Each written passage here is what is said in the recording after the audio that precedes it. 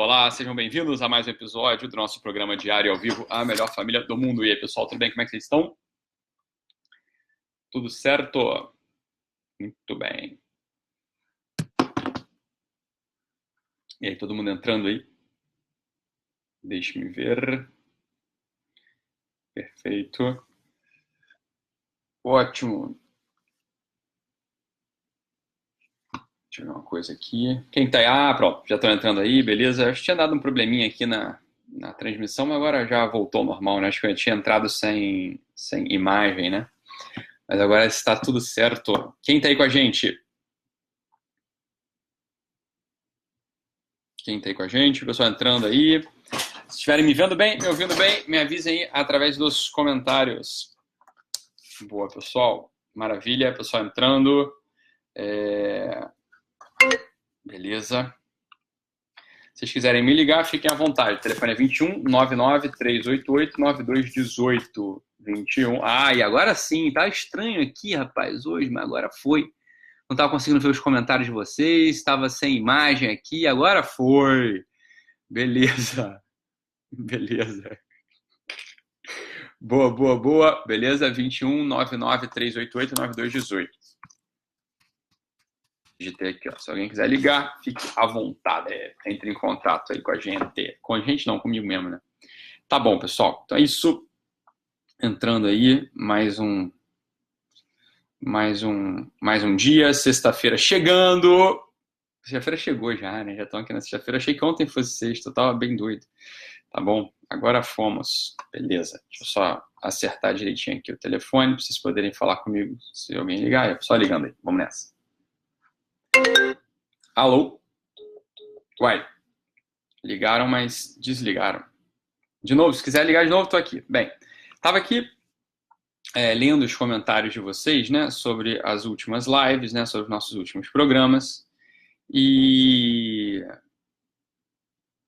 acho que era bom a gente... Tá aqui. Acho que era bom a gente falar um pouquinho só sobre a coisa lá do... Só para arrematar aqui, né? Falar um pouquinho lá sobre a coisa do perdão, que algumas pessoas andaram perguntando aí sobre esse assunto, e era bom a gente só arrematar aqui a coisa para não ficar largado aí de qualquer modo, enfim, ao longo aqui da nossas lives, nossa ideia. Então a primeira coisa que a gente tem que lembrar é o seguinte, pessoal, isso aqui não é bronca em ninguém, não é, pelo contrário. É só, sei lá, uma demonstração das categorias que a gente pensa, né? Do modo como a gente pensa. Então é isso. A própria incapacidade de compreender, assim, em termos claros, o que a gente estava falando aqui nos nossos últimos programas, demonstra um pouco assim de como que todos nós assim a gente está preso dentro disso mesmo, né? A gente pensa com essas categorias, é difícil para a gente entender, né? A gente cresce ouvindo essa coisa, né? A gente tem que aprender a perdoar, a gente tem que aprender a... Alô? Alô? Quem tá falando? Alô? Boa tarde. Tudo bem? Oi, doutorita? Isso. Nossa, que legal poder falar com o senhor. Que bom, deu certo agora. E aí, quem tá falando? Aqui é a Renata. Oi, Renata, tudo bem? Tudo bem. Que bom, maravilha. E aí? Então, eu queria tirar uma dúvida sobre a suplementação. Manda brasa. Uhum. Então, aquela aula aberta que o senhor deu, né, que indicou aquele suplemento. Isso. Eu queria tirar uma dúvida assim, quem tem arritmia cardíaca, por exemplo, poderia tomar? Então, não tem contraindicação, né? É claro que a pessoa que tem arritmia, depende da arritmia, né? A arritmia tem tipos de arritmia, né? Então, é sempre bom a pessoa que tem arritmia cardíaca, vai conversar lá com o cardiologista, né? Com o arritmologista que acompanha, né? Não tem contraindicação. Muitos desses suplementos, inclusive, né? Tem protocolos internacionais que se usam para pacientes que são cardiopatas, né? Então, não teria contraindicação, não, tá? O MCT pode tomar com tranquilidade, o Whey pode tomar com tranquilidade, tá? Eu fiquei com dúvida sobre aquela derritose. Isso, exatamente. Tem a ideia assim, de que vai ativar, né, vai, etc., mas ela vai dar energia para a célula, né? Então, mas conversa com o cardiologista, é sempre melhor, né? As pessoas que têm uma doença crônica, assim, então uma arritmia, enfim, uma nefropatia, nenhuma dessas medicações tem uma contraindicação, né? Mas é sempre bom o clínico que acompanha tá sabendo, né, o que você está tomando, enfim, tá? Até para ele ter segurança também na coisa, tá bom? Mas fica tranquilo aí. Tá joia. Tá bem? Obrigada, Nada. viu? É bom você ter perguntado isso também, porque tem mais gente. abraço. Nada, um abraço. Fica com Deus. Tchau, tchau. Até a próxima. Tchau, Renata. Obrigado. Tinha mais gente perguntando aí também se grávidas ou se gestantes podiam tomar. Também não tem contraindicação, né? Pode tomar também, tá? Então vai ter os maiores benefícios aí. Tá bom, pessoal? Vocês vai fazer bem aí pra todo mundo, tá? Nenhuma dessas, não são medicações, né? Os assuntos que as substâncias que a gente falou, né? No aulão ao vivo, no aulão aberto, então pode tomar com tranquilidade, tá? Mas é sempre bom o clínico, né? Enfim, o médico te acompanha saber aí a suplementação que você tem usado, né? Todas essas substâncias, elas vendem em prateleira de loja, assim, né? Mundo Verde, etc. Então, é melhor a gente orientar, né? Como toma, etc. Do que a pessoa chega lá e tomar aleatoriamente. Então, não tem problema nenhum, tá bom? Pode mandar brasa aí, toma que vocês vão se sentir mais recuperados. E eu volto já para o assunto que eu estava falando, mas só para aproveitar aqui o gancho da Renata, né? Algumas pessoas aí já estão mandando testemunhos para a gente, né? Então, aqui para o nosso e-mail, enfim, o pessoal que entrou no curso aí também, o pessoal já está sentindo benefício, né? Ontem eu falei do maestro que escreveu para a gente, então mais pessoas aqui já escreveram também, dizendo que já estão começando a notar uma melhora da disposição, uma melhora do ânimo, uma capacidade de acordar melhor no dia, durante a manhã, né? Então, lá no nosso curso de suplemento, muita gente entrou, né? Fiquei bastante feliz, assim, muita gente vai se beneficiar. Parece que hoje ou amanhã, não sei, a gente vai liberar a segunda parte do módulo 2 aí, que eu vou falar sobre o que eu falei, né? Sobre cortisol. Então, o pessoal vai ouvir aí a coisa sobre o cortisol, então vai ajudar bastante também, né? Uma parte dessa dificuldade que a gente tem de acordar, de despertar, enfim, de conseguir produzir ao longo do dia, acontece ali por uma incapacidade da suprarrenal, né, de dar as respostas adequadas às demandas externas. Então, uma parte é pelo que a gente chama de falência ou fadiga mitocondrial, enfim, algumas pessoas chamam assim, né, e a gente vai ter que ir lá no metabolismo da mitocôndria. Essa aula já está liberada lá no curso, né, esse módulo, essa aula faz parte do módulo 2, né, e a segunda parte do módulo 2 é sobre cortisol. Então, falei sobre esse assunto, vai ser liberado agora também, né? Então, o que eu acho bem, o curso foi desenhado desse modo, assim, a gente vai liberando as coisas aos poucos para o pessoal poder, né, observar, analisar, né, e ver o que dá para encaixar no seu dia a dia, tá bom? Quem entrou no curso, então vai ter uma surpresa boa aí na semana que vem, né? Então, a gente já vai liberar lá para o pessoal, vai ter mais um recurso aí de interação. Então, para a gente poder tirar as dúvidas, né, de modo mais íntimo, para a gente poder fazer recomendações mais íntimas, o pessoal vai gostar, tá bom? Então, ainda dá para entrar, né? Quem não entrou ainda no curso ainda tá em tempo, né? Não terminou aí, a gente vai receber ainda mais o pessoal aí, acho que ainda a gente vai conseguir organizar a coisa aí, tá bom? Então, fiquem espertos, né? Que o pessoal que entrou já está tendo benefício, tá? Mas o que eu estava querendo dizer, voltando aqui para o assunto, né, da transmissão de hoje, só para a gente arrematar essa coisa aí do perdão, etc., né, é que algumas pessoas, é claro, né, a pessoa que trata com honestidade desse assunto, de fato, né, algumas pessoas vão ter um certo choque, né, fala, porra, então, mas como assim não precisa perdoar, né? Tinha aqui isso tudo é por ocasião de uma pergunta que me mandaram em privado, né, de uma situação bastante dramática, né, que é ali a situação vou falar, né, não vou expor o nome de ninguém, né, e essa situação podia ter acontecido com qualquer um, inclusive eu já falei, eu atendi uma pessoa aqui no consultório com uma circunstância bastante próxima ali dessa pessoa que me escreveu, né.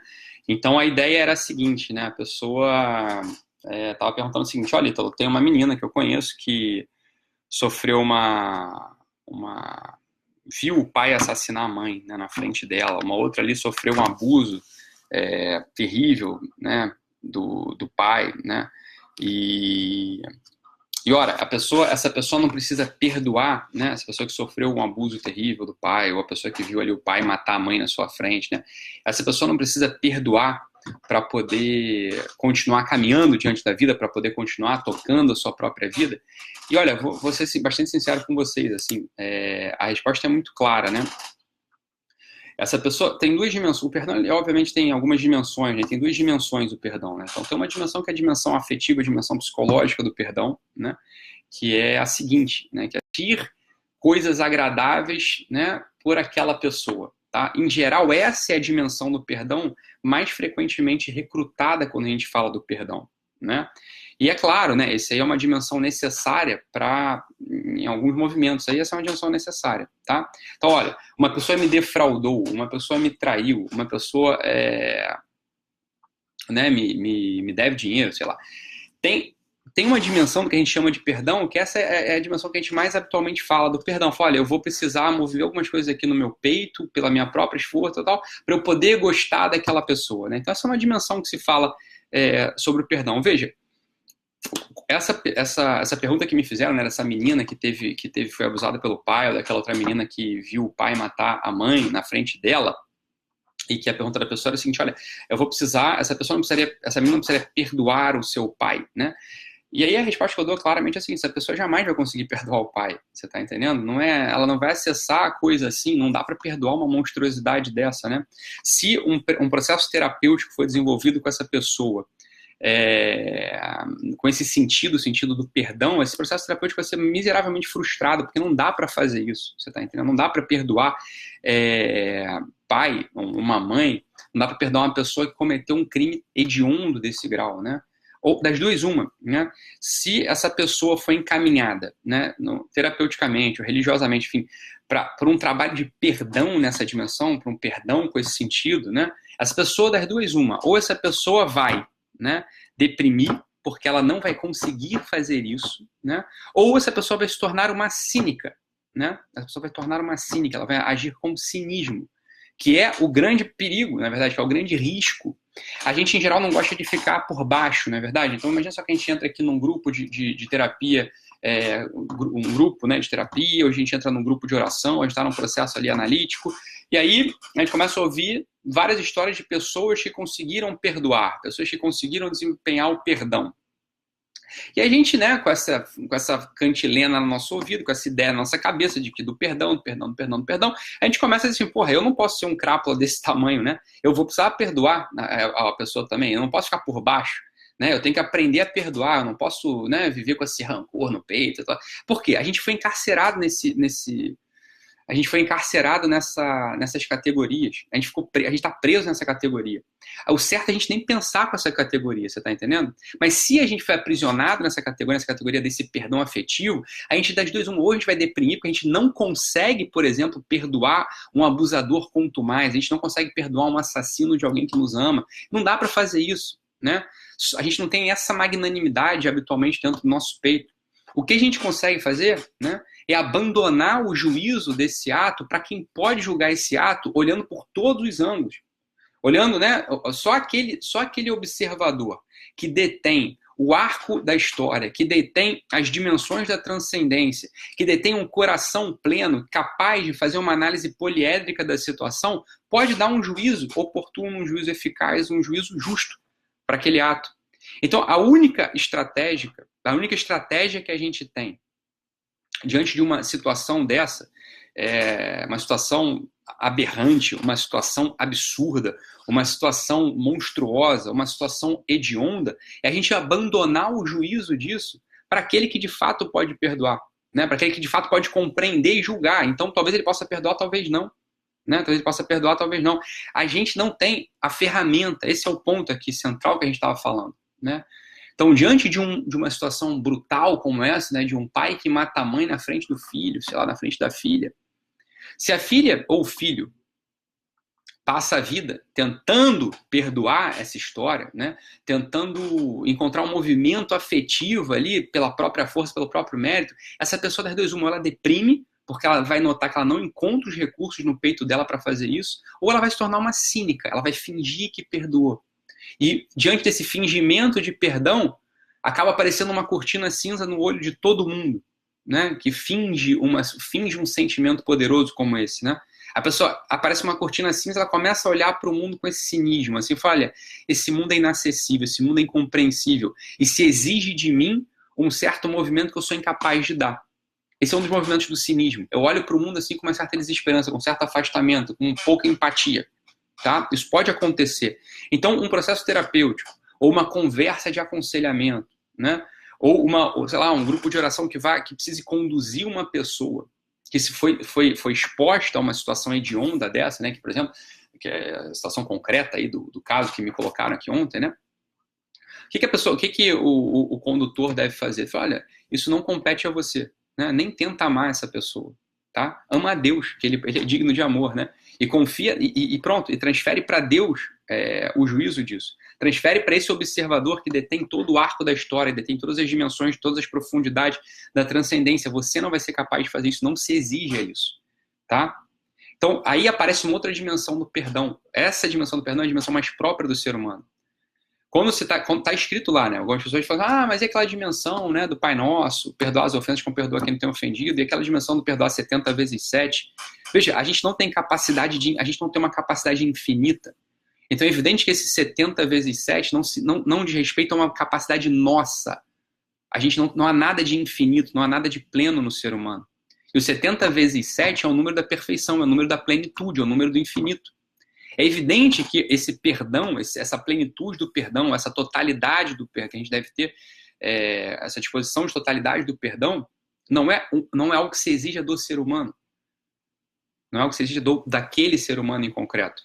Dito de outro modo, a gente só vai conseguir, né, desempenhar esse 70 vezes 7 do perdão se quem perdoa não é a gente, nunca é a gente que perdoa. A gente não está em posição de perdoar. Esse é o ponto da coisa, né? Só que é muito difícil isso. É muito difícil isso. Existe um subjetivismo, ou seja, existe um deslocamento do mundo objetivo para o mundo da psicologia. Existe um deslocamento do mundo da transcendência para o mundo do umbigo. Existe um deslocamento da beleza para a força humana, que acabou contaminando a cabeça de todo mundo. Ou seja, é importante que o homem seja o autor das coisas, né? Isso entra no Ocidente a partir do Renascimento. A gente sabe disso, quer dizer, as grandes produções artísticas daquele período ali dos primeiros séculos, até o século X, até, né, ali, que entra do século II até o século XIV, por exemplo, a produção artística não é assinada. Né? A gente não sabe quem são os autores daquelas obras maravilhosas, aquelas esculturas belíssimas, né? daquelas edificações portentosas. A gente não sabe quem foram os autores daquilo. Por quê? Porque não importa quem é o autor, não importa o autor humano daquela beleza. Né, daquela beleza arquitetônica, daquela beleza estética, daquela beleza plástica. Importa para quem se dirige, importa de quem vem, tá? Importa de quem vem. Então, veja, a partir da Renascença existe um deslocamento ali. Começa-se a assinar o nome, né? O autor, ele começa a colocar o nome dele nas obras, né? nas obras plásticas, nas obras arquitetônicas, né? A assinatura no rodapé de um quadro, né? Não tem um autor hoje que pense em não assinar a sua obra, né? Que pense em não assinar o seu quadro. Todos os autores assinam o seu quadro, é evidente. Hoje, isso é típico, você está entendendo? Do mesmo modo que todos os autores plásticos, né? Todos os artistas plásticos assinam os seus quadros, todos nós achamos que nós somos o agente do perdão. Esse é o arranjo que está preso na nossa cabeça. Essa é a categoria de pensamento, né, que está presa na nossa cabeça. Eu, por exemplo, quer dizer, eu já estive em Roma algumas vezes, né? Toda vez que eu entro na Basílica de São Pedro, eu confesso a vocês, aquilo não me agrada minimamente, não me interessa, aquilo não gosto muito daquilo. É um movimento arquitetônico, um movimento estético, um movimento plástico que, para mim, assim, tudo bem. Aqui o que fica claro aqui para mim quando eu entro na Basílica de São Pedro, quando eu entro ali na Praça de São Pedro, é bonito, é bonito. É muito bonito aquilo tudo, mas aquilo ali já mostra algo desse delírio de onipotência do homem, né? Já mostra ali uma desconexão com a divindade. Quer dizer, ali para mim fica claro, por exemplo, né, a capacidade estética de um Bernini, né, a capacidade estética de um Michelangelo, né, a sua capacidade técnica de pintar um quadro de uma Capela Sistina, você entende? Então, por exemplo, sei lá, quando eu entro na Capela Sistina, olha, vocês podem me crucificar aqui o quanto vocês queiram, né? Mas a verdade é essa, eu entro numa Capela Sistina e olho ali pro teto da Capela Sistina, a verdade é que eu olho e falo assim, tá, Michelangelo era o cara, ele sabia pintar. Pô, bela bosta, entende? Dentro de uma igreja, não é esse movimento que tem que aparecer no teu coração. No teu coração tem que se aparecer um movimento de, bem, aqui eu sou pequeno diante de Deus, mas de um Deus que me ama e que me resgata, né? Que me apoia, que me suporta, ele vai me perdoar 70 vezes 7. Não é isso? Quando você entra numa Basílica de São Pedro, você vê aquelas esculturas gigantescas e tal, fica mais patente, fica mais claro, né? Você é mais convocado a admirar a capacidade artística do autor, né? Do autor humano, do que propriamente você se conectar ou de você o teu espírito ascender. Essa que é a verdade. Muito diferente de quando você entra, por exemplo, em catedrais góticas, medievais. né? De catedrais góticas e medievais. Quando você tem uma catedral gótica medieval, não passa na tua cabeça, né? Se perguntar, quem fez isso? O teu coração ele é elevado, ele é puxado. Você quer ir para cima. Esse é o movimento, esse é o movimento mais próprio daquele objeto ali, daquele templo, né? Agora veja, é claro que quando a gente está falando aqui de um arco histórico, né? A gente está falando de sociologia aqui de algum modo, né? É claro que esse movimento ele entra em várias dimensões do pensamento humano. E quando a gente vai falar, por exemplo, de um movimento que é nosso, né? Ninguém aqui, a maior parte das pessoas aqui não são artistas plásticos. Tem um outro aqui que é artista plástico, né? A maior parte de nós não é artista plástico. A maior parte de nós são pessoas vulgares, né? Como eu, você, que vivemos no nosso dia a dia e a gente vai tendo que recrutar aquelas capacidades mais básicas do nosso coração, né? O convívio, o amor, né? O perdão, etc. E quando a gente se depara com essas capacidades, quando a gente se depara com essas realidades humanas mais básicas, a gente vê que a gente não tem a categoria, a gente pensa de modo egoísta, a gente pensa de modo impróprio, a gente age de modo pouco humano, por assim dizer, a gente age com o que tem de pior, no movimento humano, a gente fala, bem, algo aconteceu, porque nem sempre foi assim. Existe uma corrupção, existe uma perda em certas dimensões do agir humano. E uma delas é essa, por exemplo, que nem leva a gente a conseguir entender o que é o perdão propriamente, né? A compaixão, o perdão, são movimentos muito nobres da alma, para estarem corrompidos por uma besteira como a vaidade, por uma besteira como o amor próprio, por uma besteira como a autoestima. Autoestima, vaidade, amor próprio, isso é uma palhaçada, né? Ora, quem foi que falou que você tem que ter autoestima sobre você? Você lá é um objeto estimável, porra. Né? Eu tenho que ter autoestima. Que autoestima, porra? Eu só faço besteira, entende? Autoestima é o seguinte, estima, né? Eu vou estimar alguém, né? Eu vou gostar daquilo. Fala, bicho, você vai gostar daquilo na medida que você de fato puder, né? De fato você tiver algo para dar, se for alguém bom, for algo bom. Se você não é bom, se você não é alguém bom, você não tem por que estimar aquilo mesmo, né? Tem que olhar para aquilo, ou seja, para você e falar, bicho, eu preciso melhorar muito, né? Eu tenho que comer muito arroz com feijão. A autoestima é algo que vai poder acontecer em algum momento, se precisar acontecer, né? A gente não tem que ter, né? A autoestima também é uma dessas bobeiras que inventam pra gente, né? A gente tem que ter autoestima, a gente tem que ter assim, competência, força, coragem, isso é outra coisa. Né? Isso é outra coisa, são outros movimentos, são movimentos muito mais próprios do ser humano. Né? A gente sempre deve desconfiar desses conceitos que entram, né, há menos de 100 anos na psicologia, nas relações humanas. A autoestima, ninguém nunca falou sobre isso. Né? As pessoas falam sobre coragem, honra, nobreza, valentia, autoestima. O que é autoestima, porra? Né? Autoestima é uma coisa que pode ter e pode não ter. Né? E vai ter mais na medida que você é mais vaidoso, porque você vai ficar olhando para você. Só que na medida que a gente olha para a gente está dentro desse movimento subjetivista, que corrompeu gravemente as relações humanas. Esse é o ponto. A autoestima é bom, mas é melhor estimar o que está fora, é melhor estimar os outros, é melhor estimar a Deus, estimar a beleza, estimar a verdade, estimar o teu filho, estimar o teu marido, estimar a tua esposa. Quando a gente começa a olhar muito, se preocupar muito com a autoestima, a gente começa a achar que todo mundo tem que tributar a gente, tem que dar pra gente coisas, né? Porque a gente é merecedor dessa autoestima. Ora, é evidente que quem tem autoestima, a gente quer também que tenha, né, que os outros nos estimem. Não apenas a gente, né, se estimar, né? A gente quer a autoestima e a autoestima, né? A estima do outro também. É claro, é evidente, é um movimento em sequência. A autoestima vai pedir a autoestima, vai pedir a estima do outro. Ora, o outro não é obrigado a estimar a gente, porque o outro está olhando a gente de modo muito mais objetivo. Né? O outro está olhando, né, a gente de modo muito mais claro, está vendo as coisas que a gente não presta, que a gente não vale nada. Então ele não vai conseguir tributar a gente a mesma autoestima que a gente acha que a gente é digno. Então isso também é um fetiche, é uma bobeira. Né?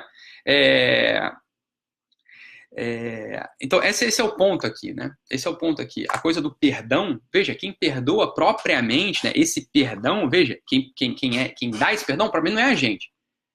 Né? Não é a gente que vai perdoar, né? É esse observador que tem a capacidade de olhar todo o arco da existência, todas as profundidades da transcendência, né? Todos os ângulos da situação. A gente não tem essa capacidade. Ok? Então uma menina ali que sofreu aquele crime hediondo, né? Que foi abusada, ou outra que presenciou o assassinato ali da sua mãe, né? Da sua mãe, feito pelas mãos do seu pai. Essa menina não deve procurar esse tipo, né? Ela não deve tentar, né, criar esse movimento do perdão. Ok? Ela simplesmente vai largar essa situação. Não dá para conviver com isso. Isso é maior do que o peito humano pode conviver. Tem certas situações absurdas, bizarras, hediondas que o ser humano não pode conviver com elas dentro do seu peito. Então o que a gente faz? A gente deixa essa situação para quem pode tratar essa situação com a complexidade que essa situação exige. Isso é fundamental de todos nós. Tem situações tão absurdas, tão bizarras, que a gente não consegue dar conta de explicar e de entender. O que a gente vai fazer? A gente vai largar essa situação de mão. Não dá para explicar. Tem coisas que não dá para explicar, não dá para entender. Tem coisas que não. Tem coisas que a gente vai precisar explicar e vai precisar entender. E esse aqui é um juízo importante que a gente tem que conseguir fazer. E a gente tem que se debruçar sobre certas situações na nossa vida. Às vezes a gente olha, né, situações que a gente está ali, né, a gente está experienciando, está vivendo, está inserido, está inscrito em certas situações, que a gente não domina a explicação dela toda, então não tente explicar. Não tente explicar, né? Largue essa situação para quem pode tratar. Né? Não está na tua competência, vai explodir o teu peito, vai explodir a tua cabeça, você vai paralisar ali dentro, você vai entrar num processo de neurose. Não dá para tratar certas coisas. Então a gente deixa em pause, né? Ou seja, conviver com certas situações anômalas, bizarras, aberrantes, é necessário para o ser humano. A gente vai precisar aprender a conviver com isso à distância. A gente não vai precisar, aprender a conviver com isso, quer dizer o seguinte, a gente não vai poder explicar tudo que nos acontece. Nem tudo que nos acontece é possível uma explicação. A gente tem que aprender isso, né? A gente tanto quer mais explicar, quanto menos a gente estuda certas coisas, quanto menos a gente domina a técnica da explicação. Então essa ideia aqui sobre o perdão, né? Tem coisas que a gente não vai conseguir perdoar, então a gente deixa para quem pode perdoar. O 70 vezes 7, ou seja, a plenitude do perdão, não é uma competência do homem. O homem não é perfeito, o homem não é amplo, o homem não é pleno nesse sentido. Não se pode exigir do ser humano a plenitude, a perfeição. Você entende? Isso compete a outro, né? Isso compete ao próprio Deus, né? Não a gente. Entende aqui a ideia? Esse é o ponto. Então vamos embora, pessoal. Vamos nessa. Encerramos aqui a nossa sexta-feira, nosso último programa da semana. Voltamos com tudo aí na segunda-feira. Aproveitem o final de semana. Um abraço e fiquem com Deus. Até mais, pessoal.